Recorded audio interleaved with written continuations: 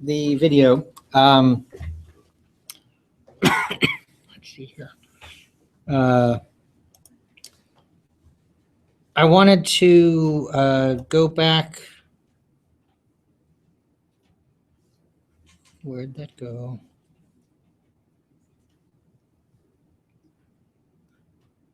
Half of Joe's brain is given a separate. This portion right here where it's describing this test. So the cross in the middle is a fixation point. He's looking at that so that his eyes aren't moving. And then what's flashed on the screen after that, which there are a few different things in the video that were shown, is flashed so quickly that he doesn't have time to move his eyes. And so it's necessarily presenting one shape to one side and the other shape to the other side.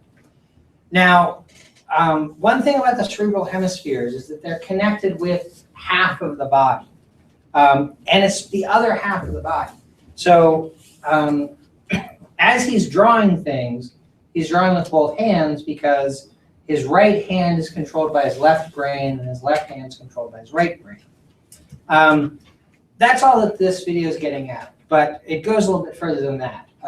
Besides controlling the muscles on that side of the body, sensory information from that side of the body goes to the other side of the brain.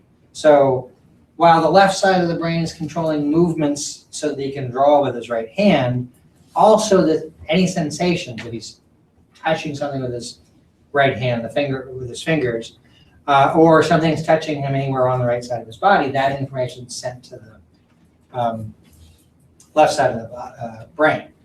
Vision is a little bit different, however. With what I just described, you might think that the right eye's information is processed on the left side. But in fact, it's about the visual field. So that fixation point is right in the middle. So everything from the fixation point to the left is processed on the right side of the brain. And everything from the fixation point to the right is processed on the left side of the brain. So in this video, if we step forward a couple of frames, jumped a little bit forward, too far. But this image here, actually I can do it this way.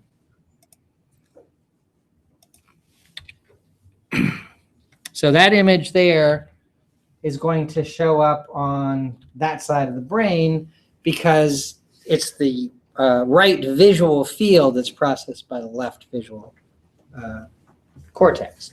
And then likewise, that image that shows up in the left visual field is processed by the right side of the brain. And so as he's drawing with his left hand over here what he saw on the left side of the screen because that's received by his right brain, which commands movement with the right hand. And vice versa, this is what was on the left side of the screen, the right side of his brain. Wait, I'm getting that backwards. This is what's on the right side of the screen. The left side of his brain is processing that and controlling his right hand to draw it. Okay. When Alan Alda was doing that, he has an intact corpus callosum, so his two hemispheres can't act independently. When he was trying to draw these two things, the motor commands to control one hand were interfering with the motor commands to control the other hand, and he drew that thing that he eventually said was a duck. Why he drew an ear on the top of a duck, I don't know, but that was basically the left hand getting confused because of the signals coming from the left side of his brain that ended up getting sent across to the right side of his brain and interfering with things. So Alan Alda wasn't able to do that. Okay. Then later in the video, they're showing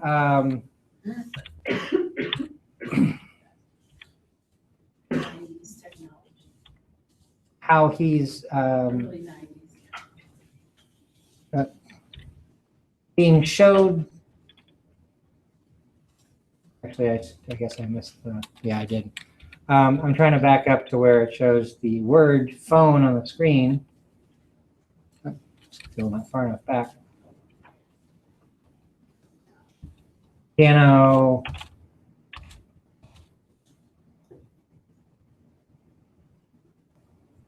phone. So he sees that it's on the left side of the screen, so the right side of his brain is processing it. His response was, I didn't see anything. Okay. So he knows that something was seen. If you were paying attention, the guy running the test pushed a button on the keyboard, so he knew that something was coming up on the screen, but he says he doesn't see it because the right side of his brain doesn't see it. And the right side of his brain is what's producing speech. So the right side of his brain didn't see anything, and the right side of his brain says, I didn't see anything. Then he's asked to draw what he saw with his, wait, am I saying that? Am I getting left and right backwards? It's wrong. Yeah, okay. Left side of his brain is the part that controls speech. Yeah.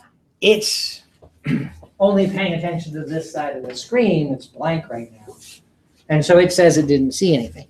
But then he's told to draw what he saw. And the first thing he draws, he can't figure out what it is, so he draws again. And he realizes, I think right about here, he goes, oh, it's a phone. And then he draws in the little dial there. For those of you that aren't aware, phones used to have rotary dials on them. Isn't that so weird? Yeah. Like, I feel like if that were me, I'd be so confused. Yeah. So, but now the left side of his brain can see what he's drawing, and the left side of his brain says, oh, that's a picture of a phone. So he must have seen a phone.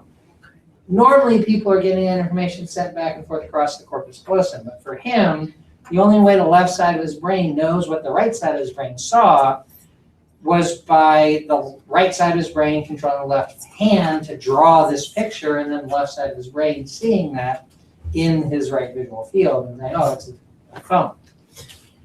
And then a really interesting implementation of this was that toadstool thing. So if somebody said toadstool to you, although it's not a very common word, I suppose, you'd probably think of a mushroom. That's what toadstool usually means.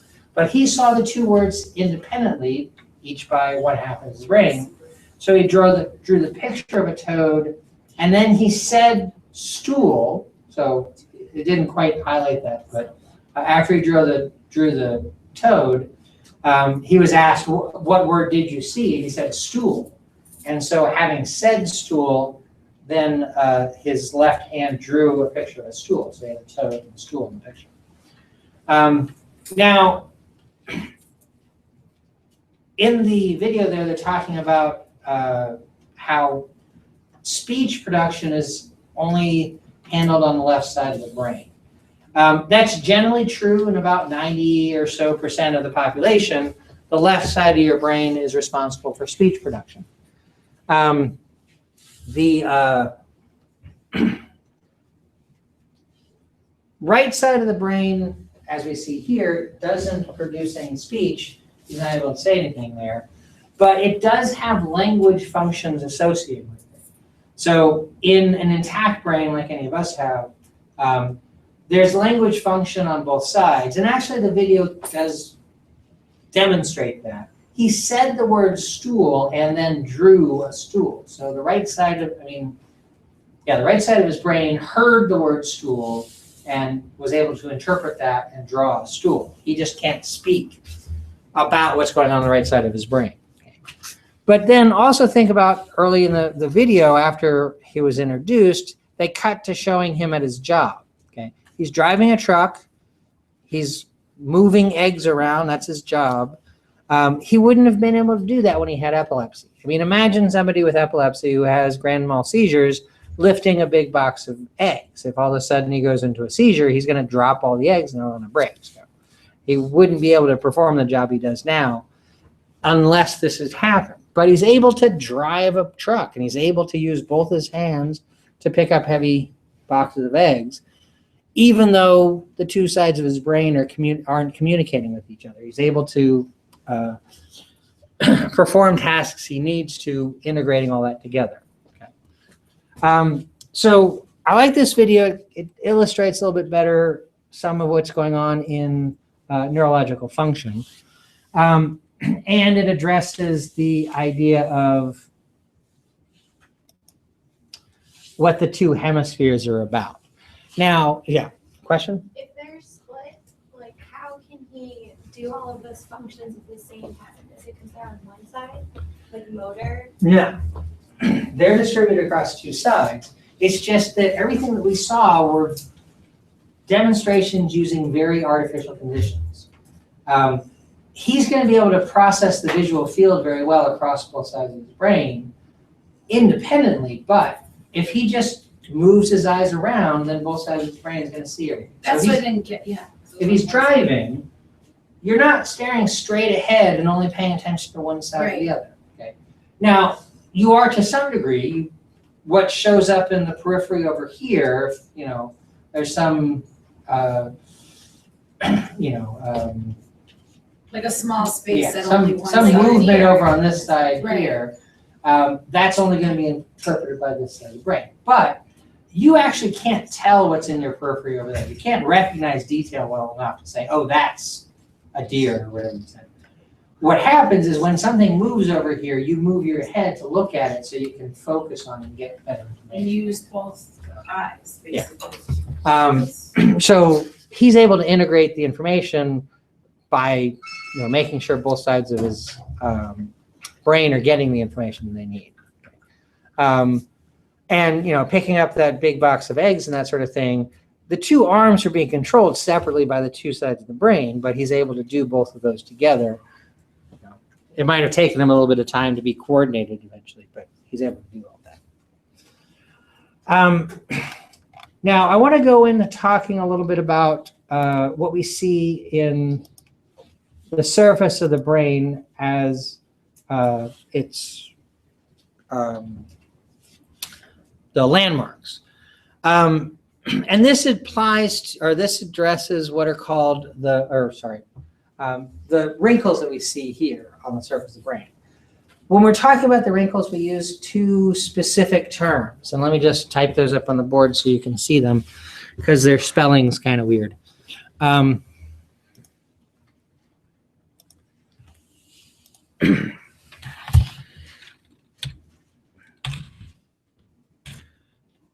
A gyrus is the sort of fold on the top, or a wrinkle. And then a sulcus is a groove. So the groove between two folds, or between two wrinkles, is what sulcus means. These two words are both pluralized in the same way. The US becomes an I. So the plural of gyrus is gyri, and the plural of sulcus is sulci.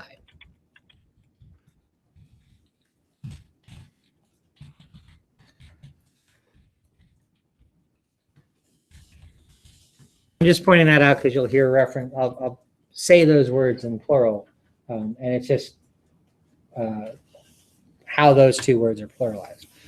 So as we're looking at the surface of the brain, we can see a pattern of wrinkles, and this is actually fairly consistent from person to person, assuming that the brain has gone through its normal developmental pattern, which everybody usually does. If there's a difference, it's because there's some rather major change in what happened developmentally for somebody. The most obvious thing that we can see is this big sulcus right here on the edge, okay? And that's what we call the lateral sulcus. And let me go back to this page here. So lateral sulcus is pointing at this sulcus right here. That's sort of the biggest one that you see. Actually, if you had a real brain here, you could reach into lateral sulcus and pull the two sides apart, and you'd see more stuff inside. Cool. Most sulci are just, little grooves between wrinkles, but that's actually a place where there's more cerebral cortex deeper inside. And again, it's about fitting as much tissue in as possible. The lateral sulcus separates the temporal lobe, which is colored in the dark bluish color there, from the adjoining regions. Now, the other two regions that are separated from that are separated from each other by what's called the central sulcus, which is labeled, the label's at the top of the picture there. And the way to find that is you're looking for a sulcus that goes all the way from the longitudinal fissure down to almost the lateral sulcus right there. When you're looking at the lateral surface of the brain, you should see 3 sulci that kind of run in parallel. The middle one's going to be the most distinct, but then there should be 2 on either side, helping to define the precentral and postcentral gyri. So where the color changes, that's the central sulcus. And then there's a sulcus anterior to that, which isn't quite as distinct, but it defines what's called the precentral gyrus. And then there's a sulcus posterior, which is even more poorly defined here, but that defines the postcentral gyrus. So if you're looking at your model, you should see 2 gyri, or 3 sulci, running down right in the middle. Anterior to the precentral gyrus, the gyri and sulci you see there should be running kind of in this direction. And then posterior to the postcentral gyrus, the gyri and sulci there should be running kind of in that direction too. So it should stand out pretty clearly there. Now there's an even easier way to find it because it's labeled on the brain. Now you might have noticed by now that one side of the brain has nothing painted on it, numbered wise, and the other one does. So look at the labeled side of your brain, which might be what you're sharing with somebody else, and you'll see a label there. If you have the hard plastic brain, there's a number 4 on the top right there. The sulcus that's just before the number 4 is the central sulcus. If you have the squishy plastic brain, then you'll see the number 5 with an arrow pointing at a sulcus, and that arrow is pointing at the central sulcus. And you'll also see the numbers 6 and 7 on the gyri on either side. So 6 is the precentral gyrus, and 7 is the postcentral gyrus. So you can find that on the labeled half of your brain. The idea behind having a labeled and unlabeled half of the brain model is you can find where things are based on the labels, and then once you find them, you can sort of test yourself if you can recognize them with the unlabeled side. So if you look at the unlabeled side, see if you can figure out where the central sulcus is. The lateral sulcus should be pretty easy as that. So that defines the the temporal lobe, the frontal lobe, and the parietal lobe. Okay. And then the 4th lobe that we have is the occipital lobe. Now, on the lateral surface of the brain, there is not actually a clear landmark showing us where the occipital lobe is separated from the parietal and temporal lobes. On the medial surface, there is, which is not in this picture. So if you're looking at the medial surface of your model, there should be a sulcus that runs sort of from right above the cerebrum straight up. Okay. So it's this one right here on the hard plastic brain, or actually on mine you can see a complete one going there, and on the other side you only see half of it for some reason, but it's going right along there. Okay. That's what's called the parieto-occipital sulcus because it separates the parietal from the occipital lobe. And a little bit of it goes over the top. So if you find that, you should see that it continues just over the longitudinal fissure a little bit. Okay. And that's what's labeled in the picture on the screen here. From where it comes over, so it's only going to be, maybe about that long on the lateral surface. From there, you can kind of imagine where the line continues down. But there's actually not any anatomical structure that defines that border right there. Okay. Now, you're in anatomy and physiology because anatomy and physiology are very closely related. If we see a feature or we don't see a feature in the anatomy, we can assume that there's a physiological relationship suggested by that. Now, there's not any actual physical line that we can see on the surface of the brain, lateral surface of the brain, separating the occipital lobe from the parietal or temporal lobes. And physiologically, actually, or functionally, the occipital lobe function bleeds over into the parietal and temporal lobes a bit. Now,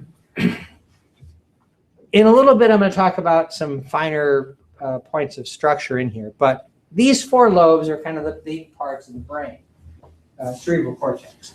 And we usually associate particular functions with them. The frontal lobe is the motor portion of the cerebral cortex. The precentral gyrus, which is the most posterior part of the frontal lobe, contains cells that actually cause muscle movement. Okay? Now, they're actually not directly connected to the muscles. They actually synapse on the motor neurons in the spinal cord, which are the ones that control muscles. But that's the part of the brain that sends signals out to make you move your muscles. Okay? So if you decide to do something, that's the part that's active. As we move anterior from the postcentral gyrus, the motor functions become a little bit more and more I don't know, vague isn't exactly the word I want to use, but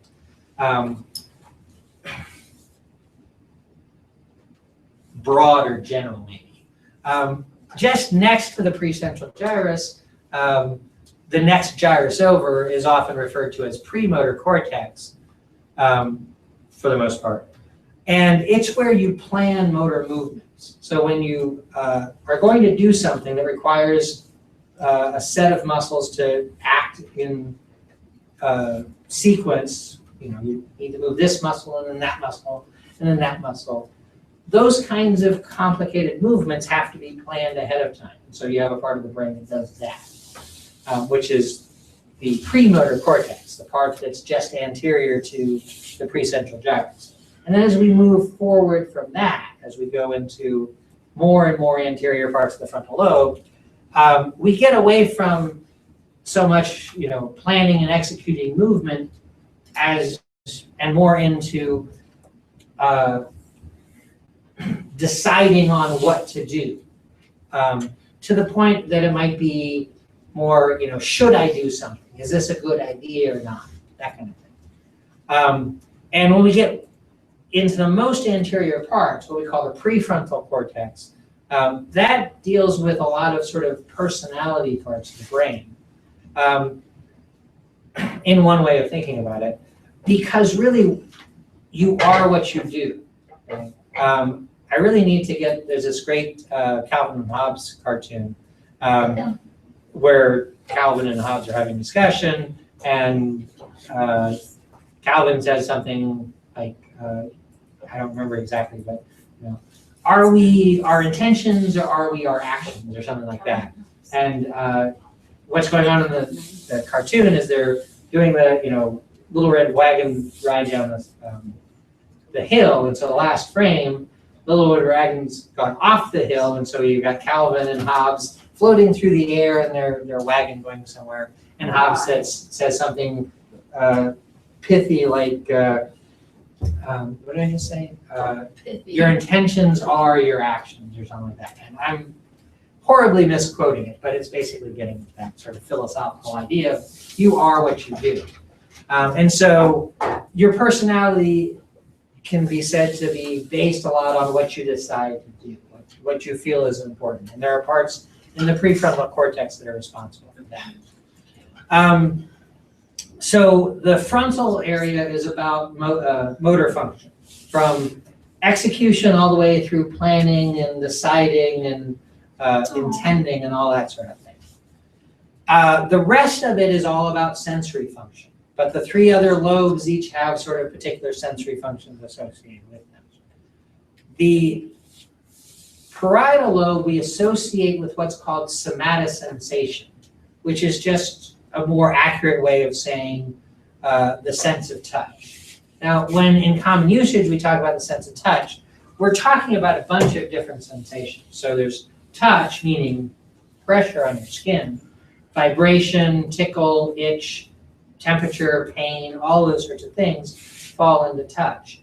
And then something that people don't usually think of as touch per se, but it is somatosensation, is the sensory feedback from your body. So as you move your body, stretch of the skin and contraction of muscle and movement of the joints and the tendons pulling on the bones, all of those sensations are processed as sort of your sense of your body's position in space and movement. And that's called proprioception, which is more of this somatic sensation thing. All of that's associated with the parietal lobe. And specifically the postcentral gyrus is where we have the main parts of understanding or processing our body's movement, position, and anything that's interacting with the skin. And then the occipital lobe is most closely associated with vision. And actually, I'm just saying that there's not a distinct border between occipital and parietal or temporal in this picture because vision actually extends outside of the occipital lobe by quite a bit. And I'll have a story about that later on, hopefully. The temporal lobe, as far as its sensory function that we want to associate with it, kind of depends on the source. Some sources will talk about it being important for the sense of hearing.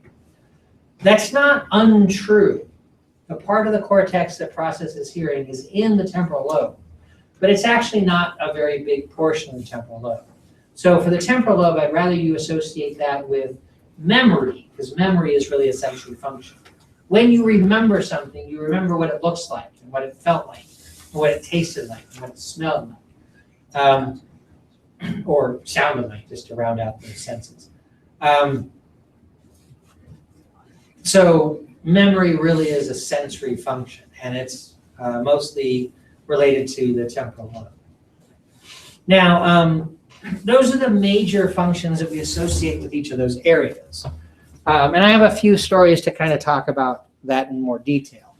But actually, if we go down to the next picture here, the cortex is a little bit more finely separated out. These are pictures, or the black and white aspects of these are pictures from a study done back in the early 1900s by this anatomist named Brodmann. And what Brodmann did, he was an anatomist, he just took pieces of tissue, sectioned them very thinly, put them on microscope slides, and looked at them under the microscope. And he did that for all different regions of the brain. And what he ended up finding was that there were 50 some odd different regions of the brain that we can tell based on the anatomy. And what we found since then is that those regions are functionally different too. So in Brodmann's data from his original paper, the way he designated the different regions is he colored them in or stippled them in with different patterns. So everything's black and white, and it's a matter of,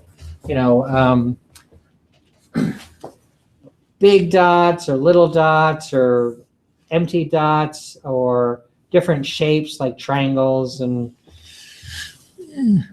figure eights, I guess those are, eyes or dashes or whatever. So he was able to kind of illustrate the different regions in the brain. And he numbered these somewhat randomly based on how he went through the data. How he went through the tissue.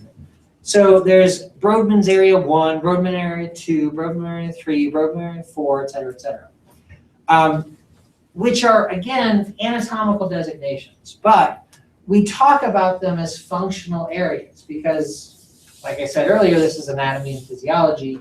Anatomy and physiology always go together. So he found the anatomical differences, and we find that they actually correspond to functional differences. So a little bit ago, I was just saying the different lobes associate with particular functions, but here we can look more closely at the functions that are housed in very particular places. So for example, the very tip of the occipital lobe here, which is colored a kind of tan or pink or whatever that is, mauve, I guess, is Brodmann's area 17. It actually extends in on the medial surface quite a bit. That parietal occipital sulcus that I pointed out earlier is this line right here, which is the end of area 17. Okay.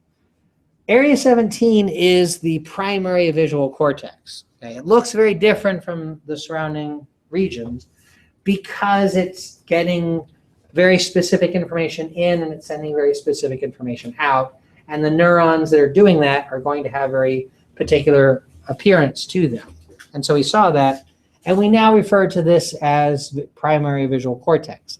That's the first part of your cerebral cortex that's receiving visual stimulation. And that's where our visual perception starts. It spreads from area 17 to the adjacent area 18, which is the almost black area surrounding it.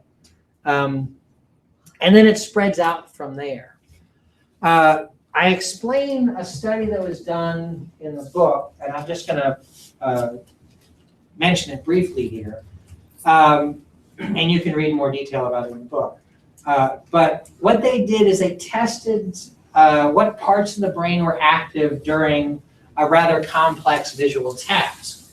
And what they found was a lot of different areas in the brain play a part in visual processing. It's not just the occipital lobe, but that's where it starts. Now, the way that they got this information was by doing a functional MRI study, which is to look at the brain while it's doing a task and measuring where blood flow changes are found. The assumption, which is a pretty safe assumption to be based on, is the more active nervous tissue in the brain is going to have a higher demand for blood. So blood vessels will dilate in that area, and you'll see more blood there. And with functional MRI, you can see very distinct changes in blood flow. So the task was the subjects in the MRI machine were presented with pictures of faces. They were looking at a fixation point on a screen, kind of like in the video we saw a little bit ago.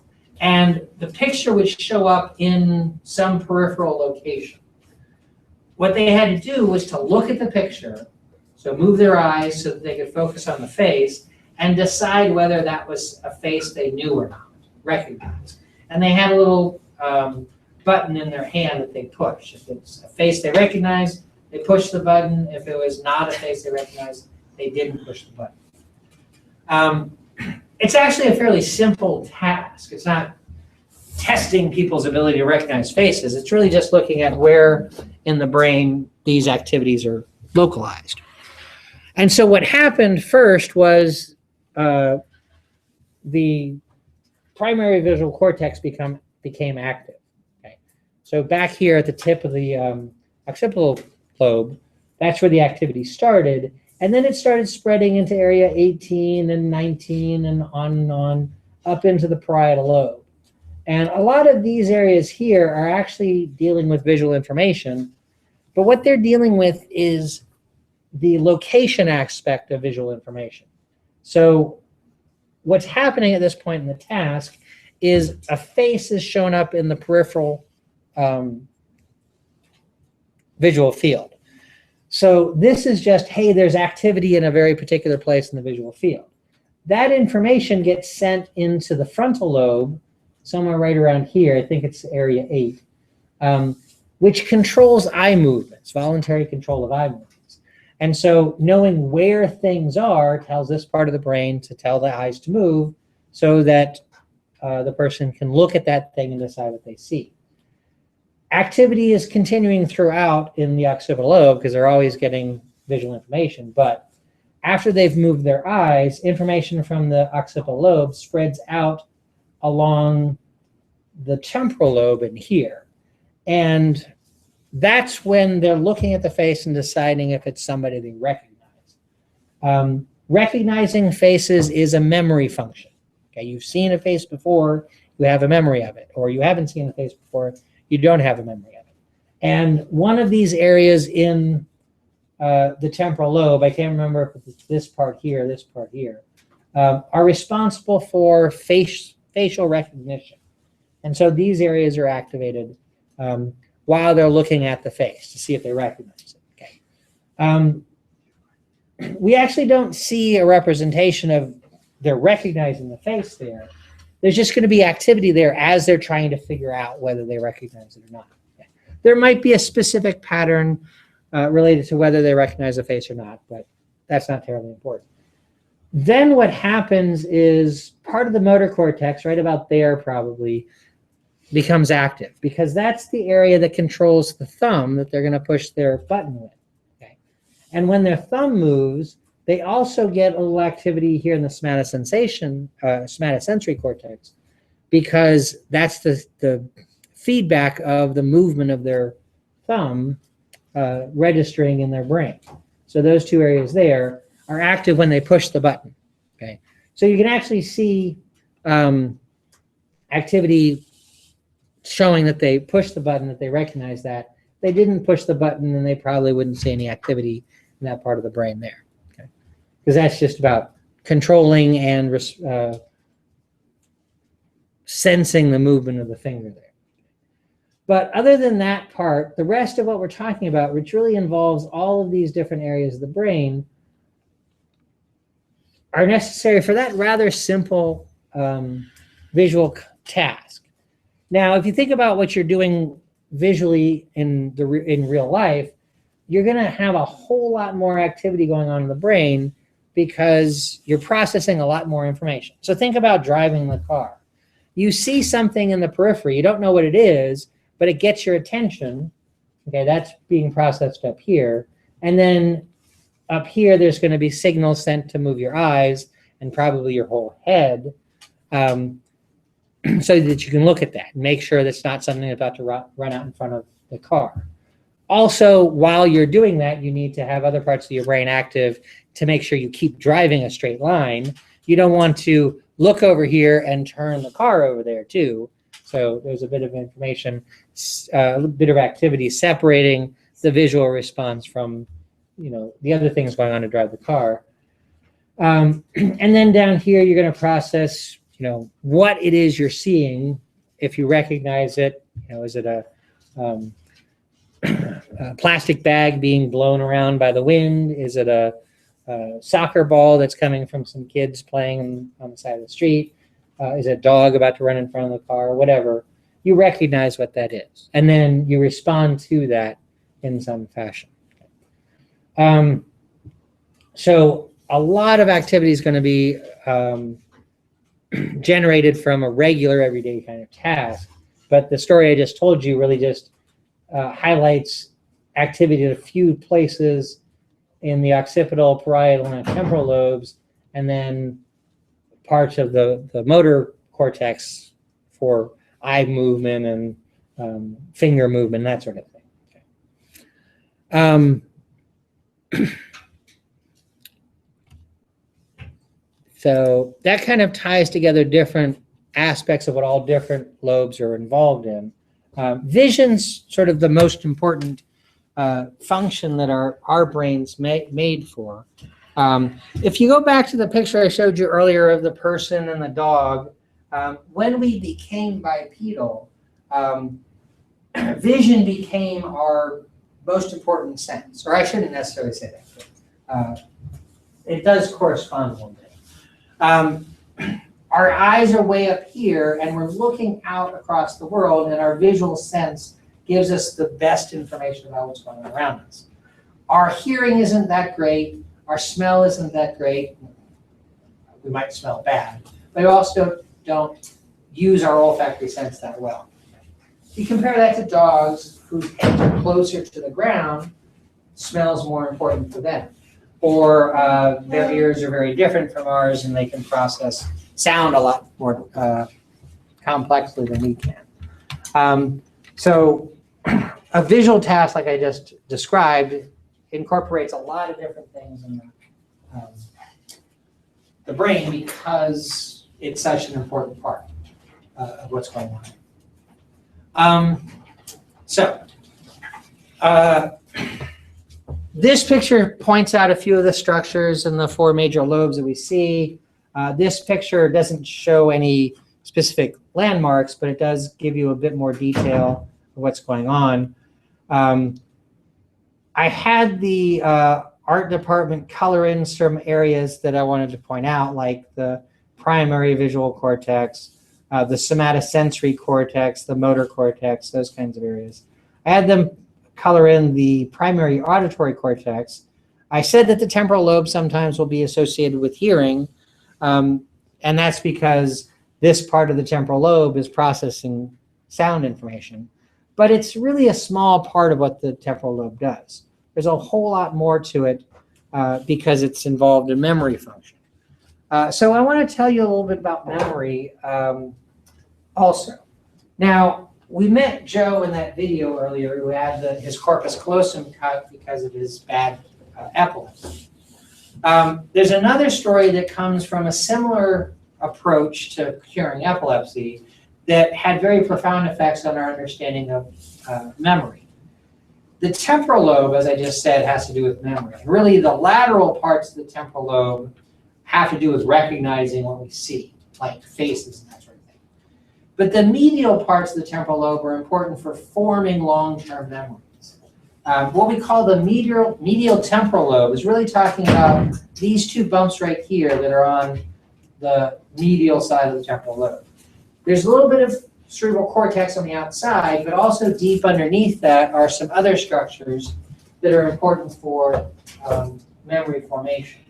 And the book refers to them a little bit. One of them is called the hippocampus, which is, that word means seahorse in Greek.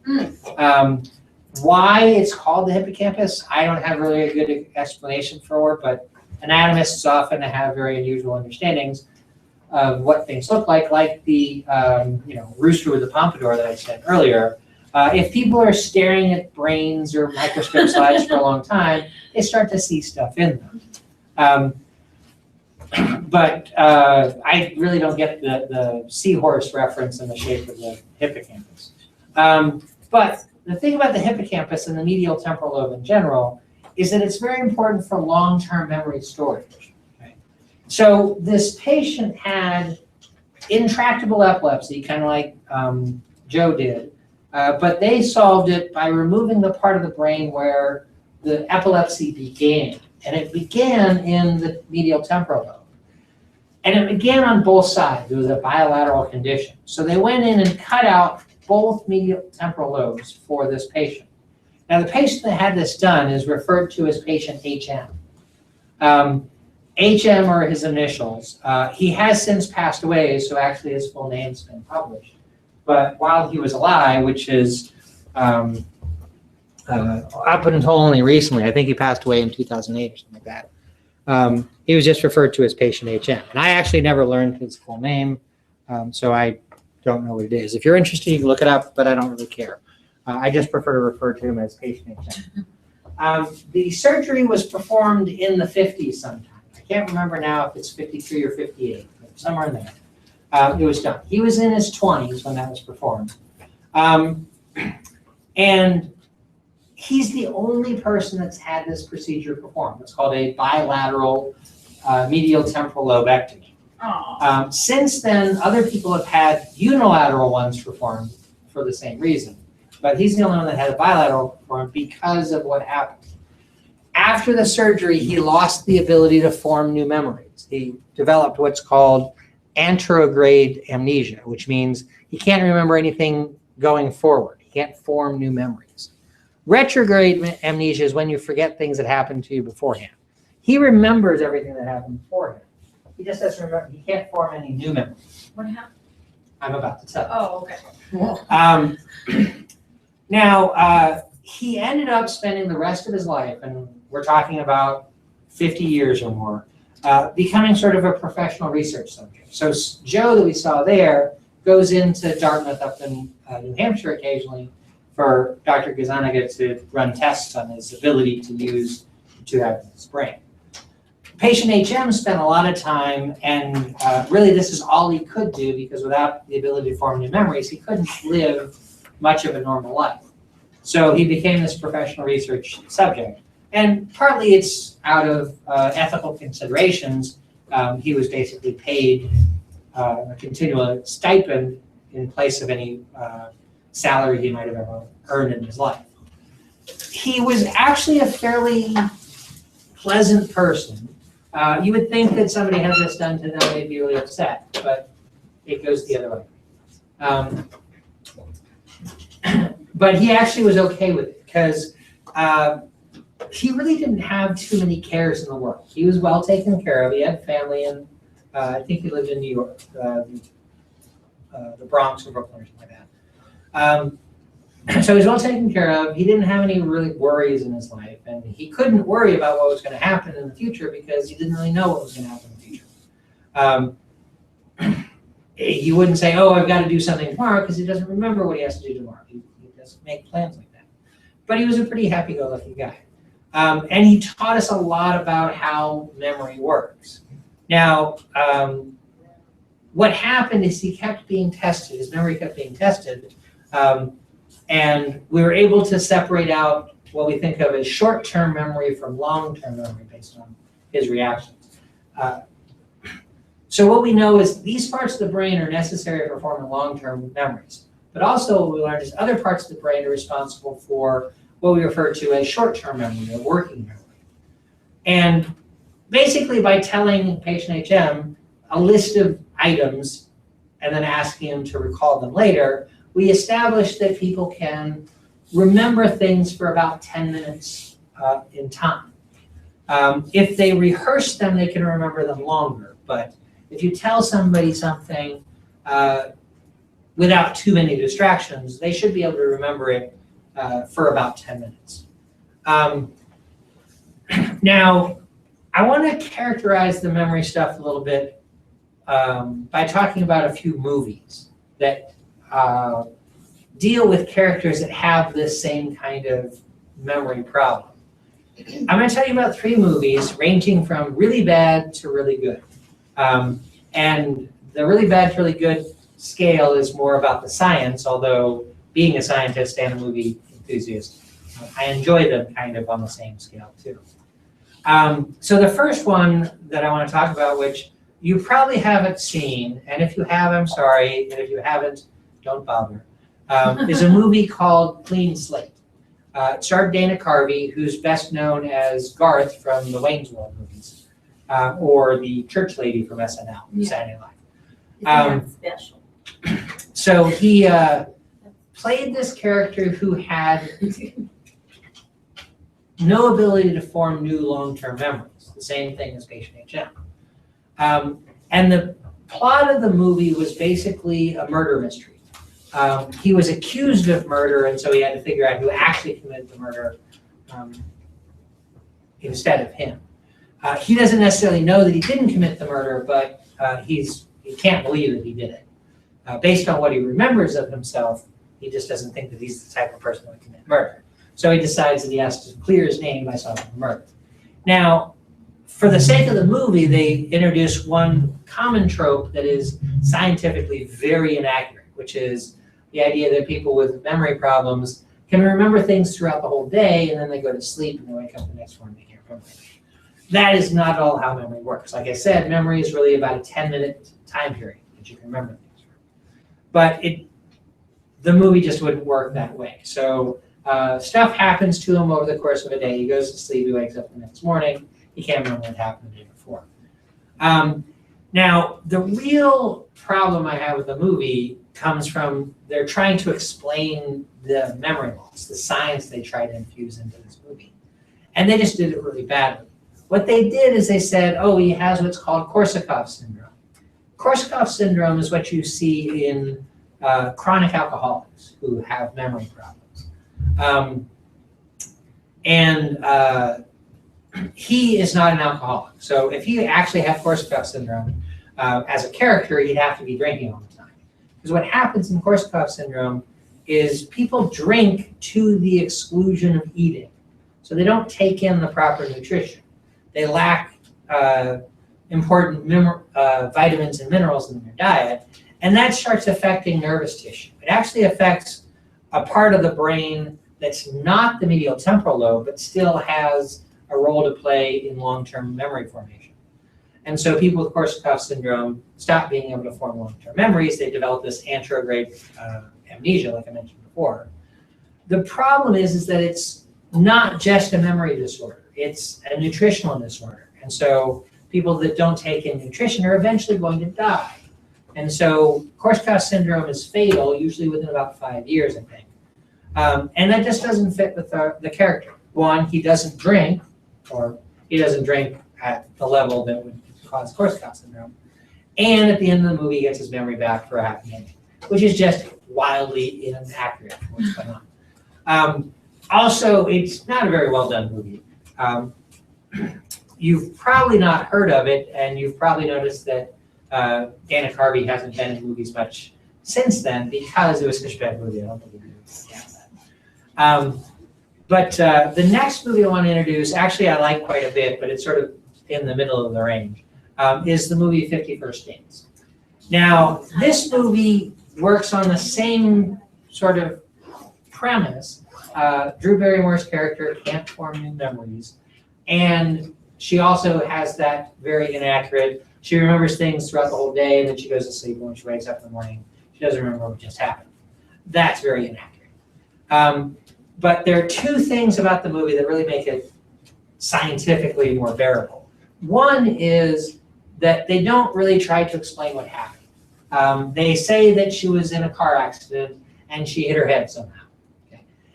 But they don't try to get any more into what's happening there. In fact, that's a pretty good explanation for that kind of memory loss. So I talked about patient HM, and he had a bilateral temporal lobectomy. If somebody hits their head against a steering wheel or dashboard, the sphenoid bone is right against the medial temporal lobes. And so it's entirely possible that there'd be brain trauma of the nervous tissue being pushed into the bone tissue. And that area could be damaged and result in the exact same kind of lesions that were surgically introduced for patient HM. Okay. But they don't really try to get too deep into what happened to cause that. So it's kind of nice to sort of stand off from the science there. The other thing that's good about the movie and scientifically saves it in my eyes is the character called 10-Second Tom. So if you've seen this movie, you know this guy. And actually, if you saw their more recent movie, the one in Africa, Blended, I think it was called. 10-Second Tom shows up in that movie too. But what 10-Second Tom is in that movie is the nod to the idea that memory is really a 10-minute span of time. But 10-minute Tom would be a horrible joke in a movie. Okay? So what happens in the movie, 10-Second Tom, he can only remember things for 10 seconds. And so when they introduced that gag, Drew Barrymore, Adam Sandler, Sean Astin, who plays Drew Barrymore's brother, and Dan Aykroyd, who plays the doctor, are all there. And Dan Aykroyd's introducing 10-Second Tom to the other people, but of course 10-Second Tom doesn't remember who the doctor is, so he introduces himself, and then he introduces the next person, the next person, the next person. And by the end of being introduced to those four people, he turns back to the doctor and says, "I'm sorry, I don't think we've met," because 10 seconds has passed, and he doesn't remember what happened before. Now, it would really be 10 minutes for that to be realistic, but to draw that gag out for 10 minutes would have really, ruined the pacing of the movie. So they called him 10-Second Tom. But that was a nod to this is how memory really works, and the whole wake up in the morning, don't remember what happened is fake. Okay. So it's forgivable. And then the third movie, which scientifically is the best of them, and I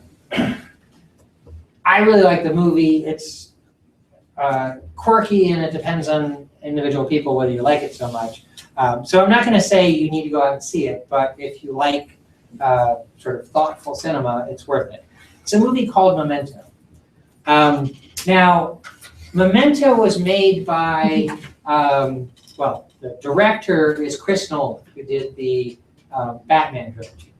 And the writer is his brother, Jonathan Nolan. Actually, they co-wrote it. But Jonathan Nolan's best known for writing Interstellar, that came out in the past year. So they have some really good credentials in Hollywood. They're great filmmakers. But what Memento is about is it's kind of the same story as Clean Slate. I didn't think about that until as I was talking about this in class. The murder, yeah. It's a guy who can't remember what happened, and he's trying to solve a murder. Now, actually, he's not accused of the murder. He knows that somebody else committed the murder, which is necessary to really tell the story. In Clean Slate, there's no way to know that he didn't commit the murder other than the movie just says he didn't do it. But in Memento, it's told from the amnesiac's point of view. So our understanding of what's happening in the movie is based on his understanding of what's happening. And so if he doesn't, if he were unsure of whether he committed murder or not, then it would be confusing for us to understand what's going on. Instead, he's trying to find who killed his wife. And what he does remember is when somebody broke into their house and he was hit somehow, and he remembers hitting his head on the side of the bathroom sink, which would be sort of similar to Drew Barrymore's character in the other movie. That would lead to potential trauma that would cause this type of memory loss. And so his wife's dead, and so he's trying to find the person that broke into his house, caused him to lose his memory, and would be the murderer of his wife. But he doesn't have any ability to form long-term memories, so the story is told in reverse order. The first scene in the movie is the end of the story. He doesn't know what happened just before that, so you as a viewer don't know what happened just before that either. So it shows a scene, and then it goes back 10 minutes and shows what happens before that. And then it goes back 10 minutes and shows what happens before that. So you learn the story going backwards with him, going backwards based on what he experienced. My favorite part of that aspect of the movie is it cuts to this scene, and he's standing in between, I think, two RV campers or something like that. He's like, now what's going on? And you hear a gunshot in the background. He's like, oh yeah, he starts running off. And he's being chased by somebody who's shooting him. And then when it goes back to the previous sequence right before that, it ends with him being chased into this RV lot by somebody shooting him. And then you go, oh, that's, he forgot why he was being chased, and so he gets there, he's trying to figure out what's happening. That's where the gun's from. So that's a pretty good representation of that idea that you can't really, he can't know what happened just before, so you don't get to know either.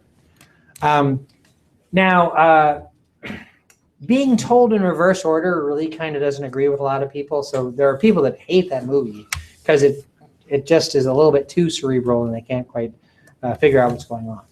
And part of what I like about the movie is that it's like that. I just set it all up and I said that, he hit his head on the sink while somebody broke into the house. And he's trying to find the person that murdered his wife, who he says is the person who broke into the house. There's a suggestion within the movie that that memory of his is actually incorrect. That never really happened. And there's an alternate explanation for his, possibly why he lost his memory or possibly how his wife got killed. If you've seen the movie and you're going, what the hell are you talking about? Go watch the movie again. I think I know. If you haven't seen the movie, I suggest trying to see it with the caveat that if that kind of thing just isn't your game, if you don't like that kind of movie that really makes you try to sit there and figure out what's going on, you probably won't like it. But if you can enjoy that kind of movie, see it. It's a pretty good representation of the experience of somebody with a memory problem like that. Okay. And again, it's about the medial temporal lobe being compromised there. And can one recover the memory after losing it? Like, Sorry? can you recover from amnesia or? Not anterogenic amnesia. So actually, the other thing that's good about the Drew Barrymore movie and Memento is neither of them resolve with people getting their memory back, like Clean Slate. Because that's not, there's physical damage to the brain, and the parts of the brain that are responsible for forming memories are lost, and they're not coming back. So that's just not possible. But you can recover the other kind of amnesia. Yeah, if somebody has retrograded amnesia, where they wake up and they can't remember who they are, which is a common plot device in like soap operas or something like that. Those kinds of things can be recovered. Not all the time, they can be recovered. Because often what it is it's your brain's coping mechanism with trauma. Okay. So if somebody experiences a really severe trauma, the brain kind of shuts down and doesn't necessarily form long-term memories or hides those memories so you don't remember. But you might potentially be able to recover them, especially if it's stuff like, you don't remember who you are or who your name is. Those are repressed memories, you can't get them back. There's another type of retrograde amnesia where the brain just says, nope, not gonna remember it. So oftentimes people that are in an accident or something like that can't remember 10 minutes before the accident because their brain just didn't form long-term memories. And without forming long-term memories in the first place, you can't recover them. But if it's really severe retrograde amnesia and you're not remembering things that happened to you, like what your name is, those kind of things might be recoverable. And probably not quite as often as soap operas suggest could happen, but those kind of memories can be recovered. But this sort of thing where the memories never formed in the first place, you can't get that back. Question? When you were talking about the alcoholics about the nutritional disorder, could that be like delirium? So Could it alcohol delirium is sort of a minor version of that. But Korsakoff Syndrome is when a very specific part gets involved or gets damaged. And actually, let me tell you about that part, because it's actually kind of funny. Not the Korsakoff Syndrome, but the name of the part. Actually, I need one of the software lines.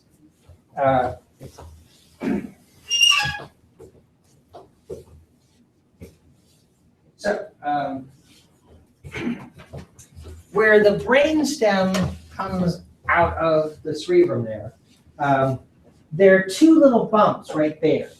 And in the hard plastic brain, it's kind of hard to see them. It's better in the well, I guess it's kind of in both of them. But it's really obvious here. These two little bumps right there. Those are called the mammillary bodies. What does mammillary suggest to you? And mammals are mammals because they produce what? Milk. And where do they produce milk? The Mammary glands, which are more commonly referred to as breasts. Those look like breasts. Okay? There are things in anatomy that really seem to have been named by 12-year-old boys. Okay? And these are one of them. Okay? They look like a pair of breasts, so they're called mammillary bodies. Okay? They're on the ventral surface there. Okay? They're exposed and sort of vulnerable to the degradation, that's what I'm looking for, that comes from the loss of vitamins in Korsakoff syndrome. And they are located, okay, so there's one of the mammillary bodies there. We can kind of follow up. You can't really see it right here, but there's some white matter that comes out of the mammillary body that passes sort of through the hypothalamus. And then it continues on right here. And there's this curve that's going right over the thalamus right here. So it's sort of the other little curve here that's below the corpus callosum. That white matter is coming from the mammillary bodies and going to the hippocampus in the medial temporal lobe.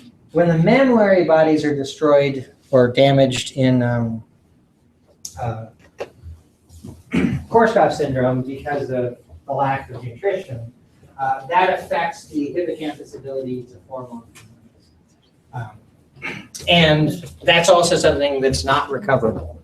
So in the movie, at the end, when he gets his memory back, for the sake of a Hollywood movie, that's completely incorrect for that kind of thing. Like, could you be confused? Could you, if an alcoholic came into the ER or something, could they be confused with having delirium and that, those two things confused? Certainly somebody with Korsakoff syndrome will present like somebody with alcohol delirium. But there will be symptomology that'll be more obvious. From the, what did you have to eat today? Oh, nothing, I've been drinking all day, to giving them a little time to sober up, they might show less signs of delirium or something like that. So there's not going to be any recovery when somebody's in Korsakoff syndrome, but there might be recovery for somebody that's just in alcohol delirium. So, because it's not quite as degenerative of a state, I suppose. Other questions? Okay. While we have this picture up, which has been on the screen kind of the whole time as I've been talking, and I apologize for that if anybody's watching this on YouTube right now. But the other thing I want to talk about, which we can see in this picture, is about language function. And there are two areas that are highlighted here that have to do with language function. This area here, which actually there's two regions, that's kind of a brown and a tan. And then these areas back here. They're labeled. One's called Broca's area and the other's called Wernicke's area. These are two very important regions for language function and speech production. Now, notice that we're looking at this picture here, and this is actually the left side of the brain. Okay, so in the video earlier, they introduced the idea that left side of the brain is responsible for speaking. And these areas in here have a lot to do with speaking, with language function. And so the fact that we're actually looking at a picture of the left side of the brain isn't a coincidence. It's shown that way on purpose. Broca's area is in the motor cortex, and Wernicke's area is sort of where the other three lobes come together, where the temporal, parietal, and occipital lobes come together. Sorry? What's that other area? Wernicke's area? Wernicke. Broca's area, being in the motor cortex, is responsible for controlling motor speech patterns, moving muscles to make sounds. And Wernicke's area back here in the midst of all these sensory areas is about interpreting or receiving and interpreting language information. Okay. Now, the reason we know about these two areas actually comes from an important sort of breakthrough in understanding the function of the brain that came kind of by accident in a lot of different situations. They're named after Dr. Broca and Dr. Wernicke, who were, I suppose you'd call them neurosurgeons, in probably the mid to late-ish 1800s. Okay. I point out that time frame because culturally what was going on was very important. What was going on in America in the mid to late 1800s? I think 1860 to 1865, or maybe 1864. Civil War, right. In Europe, there are a lot of wars going on at the same time. I think maybe the Crimean War at the time, similar time. But the point is that there were a lot of wars going on at that time. The wars at that time were kind of interesting because it was at the end of warfare that was, I don't want to say more civilized, but more regimented. You had armies facing off against each other and warfare that was very violent, okay? So the Civil War and similar timed wars in Europe were mostly about armies marching against each other. But they had some really destructive weapons. They had pretty accurate rifles and artillery and that sort of thing. So there were a lot of soldiers who were injured that presented with neurological deficits in a way that hadn't been seen before. And so Dr. Broca and Dr. Wernicke are known, and these areas are named because they associated with that part of the brain, or that part of the brain with a very specific neurological deficit. Broca's area presented with an inability to produce speech. Now, it's probably pretty rare for somebody to have very pure Broca's aphasia, which means the inability to produce speech. Aphasia is a lack of language function. But if somebody has a really bad stutter or stammer, or they just can't say certain types of words, that's probably Broca's aphasia. If you do a search on YouTube for Broca's aphasia, you'll find some videos of this woman, and actually I can pull it up real quick here.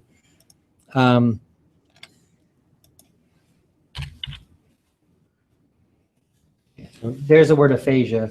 I'm not sure. So there's this woman, Sarah Scott, and there's a series of videos that were recorded of her following having had a stroke. So a stroke is an event when blood flow is restricted to part of the brain and the neurons die because they don't get oxygen or nutrition. And so Sarah Scott had a stroke in Broca's area of the left side of her brain, and she developed Broca's aphasia. She's able to talk, and she's being interviewed by her mother, but she has some problems talking, and it's a pretty good representation of what Broca's aphasia is like. The first video there is, I think, the first interview that her mother made the year that she had the stroke. And then the third video there, it says update, Sarah Scott, teenage stroke, Broca's aphasia. That's a follow-up interview, which was either the next year or the year after that, I can't remember, that her mother recorded, showing her progression and getting some speech function back. And in fact, there's a third one, here's 3 years after the stroke, another interview. And you can see across those 3 videos how she's able to regain some function. The neurons in Broca's area, not all of them, but some of them have been destroyed. So she's working with a therapist helping her to get some of that language function back. Now, most of my experience with Broca's aphasia are really based on looking at these kind of videos. But I actually have some very recent, very personal experience with Broca's aphasia. I have a student in one of my classes who has Broca's aphasia. And I feel really bad because the first day of class, I didn't know this, of course, and he has some trouble speaking. And if you haven't noticed, I kind of talk a mile a minute. And so I'm talking and he's asking questions and I want to get on to the answer. And he's really struggling to get the question out to begin with.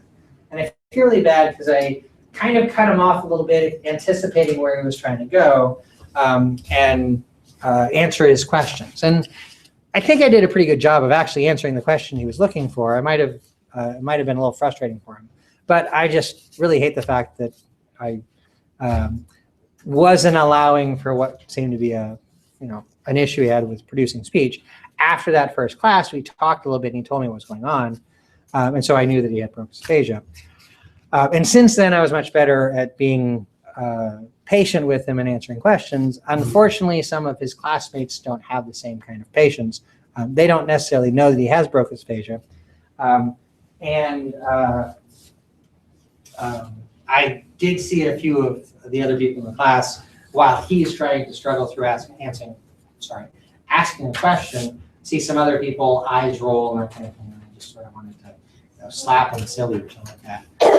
But I was not very fair to him that first day of class either. Now they don't know that he has Broca's aphasia because I just didn't have the guts to talk about Broca's aphasia in their class. It was AMP1. So I just didn't do that. And if they're listening to this recording now, hopefully they understand what's going on. But so the depiction of Broca's aphasia with Sarah Scott in here is very, very similar to what my student has. So it kind of gives you an idea. And it really does seem like a really bad stammer, stutter kind of situation. And what it is that they have problems saying words, to form muscle movements to make particular speech sounds. And so we see those kind of deficits. The other possibility, which is called Wernicke's aphasia, there aren't really good videos of that because it's a sort of interesting situation. It's really about an inability to understand speech. I used to describe it as I'm about to describe it now, but understand after I describe it, I'm going to revise that a little bit. I used to describe it as saying it's kind of like if you traveled to a foreign country and you had conversations with people in that foreign country in their native language, and you thought you could speak that language. So if you went to Spain and you asked, or somebody asked you a question, and you responded to that in what you thought was the native language, but you were actually just speaking gibberish. That does describe what's happening in verticus aphasia to some degree. They don't understand language, and it's because that part of the brain is where all of the sensory information is coming together. That's where language comprehension starts.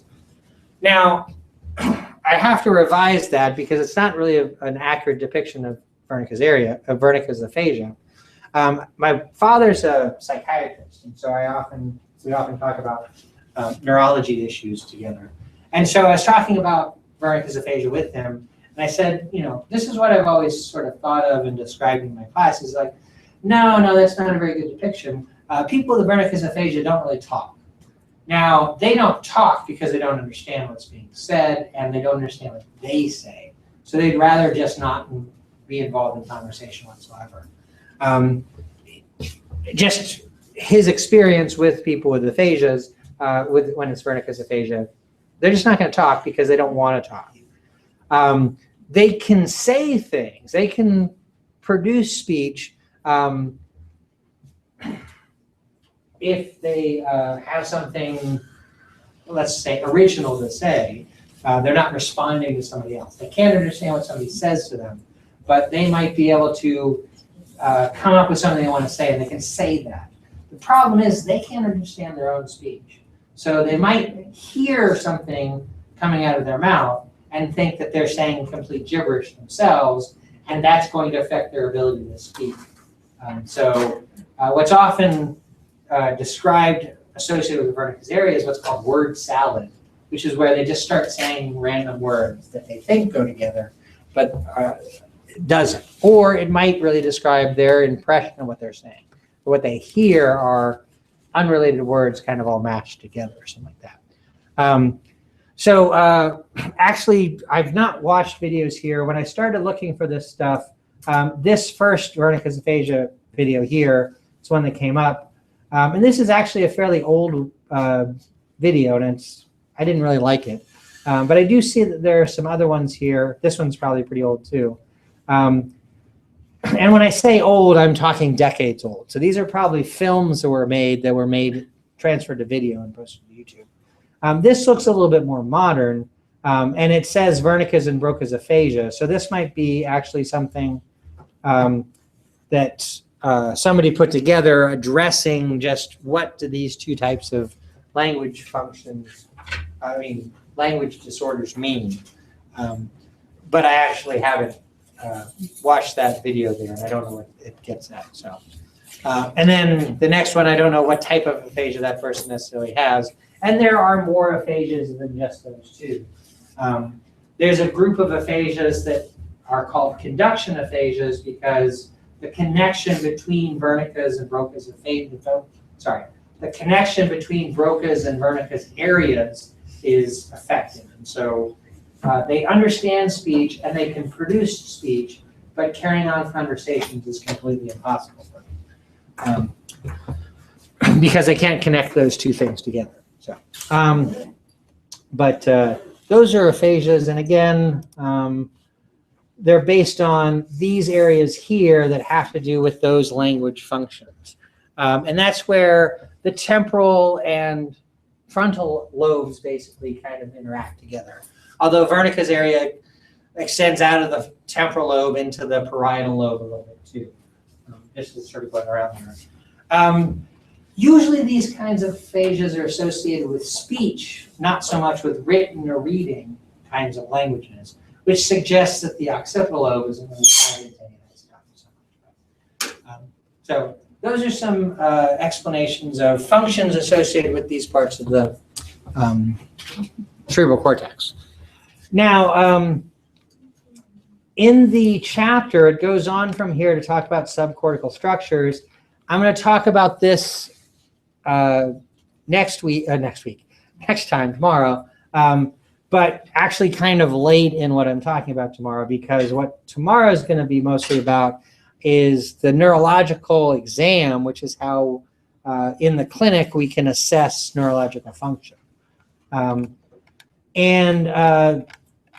Then this goes on to talk about the diencephalon, the brainstem, and the cerebellum and the spinal cord, none of which I'm going to go into. I will talk about the spinal cord a little bit, having to do with neurological function. I may or may not go to these pictures, but I'll address some of the things that the spinal cord addresses here. Let's see. The ventricles that I mentioned before are addressed in this section on circulation, which I probably won't get to tomorrow, but they're in there. And then the last part here is about the peripheral nervous system. And remember originally when I was talking about the peripheral nervous system, I was talking about ganglia and nerves making the peripheral nervous system structures up. So this describes that a little bit. And then it talks about two specific classes of nerves.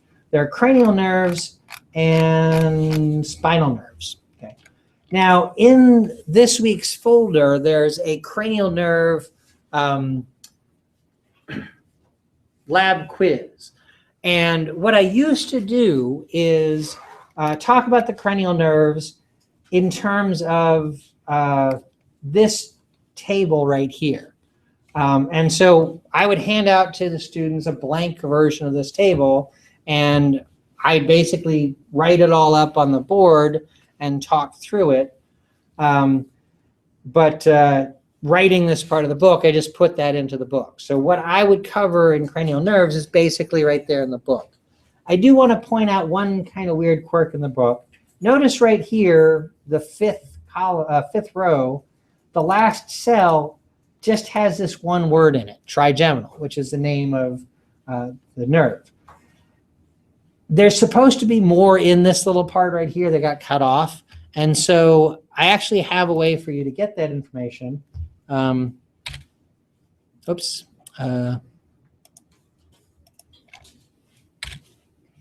If you go into the current week folder here,